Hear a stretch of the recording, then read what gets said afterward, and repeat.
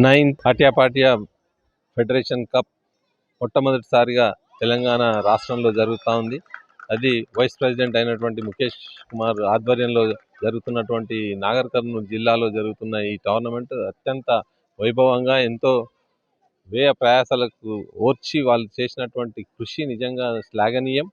క్రీడాకారుల యొక్క నైపుణ్యాన్ని చూస్తూ ఉంటే నిజంగా దీన్ని ఎందుకు ఒలింపిక్ల నుంచి తీసేశారో, ఎందుకు దాన్ని ఇంక్లూడ్ చేయడం లేదో బాధాకరంగా ఉంది.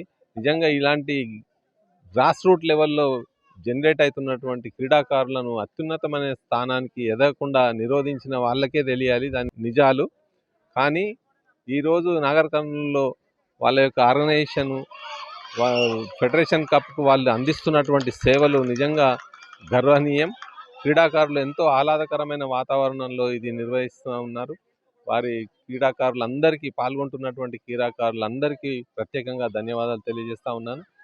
8 రాష్ట్రాలు ఏవైతే ఫెడరేషన్ కప్లో నేషనల్స్లో స్థానాలు సాధించారో, 1 to 8 స్థానాలు సాధించారో వాళ్ళు ఇక్కడ పాల్గొంటూ ఉన్నారు.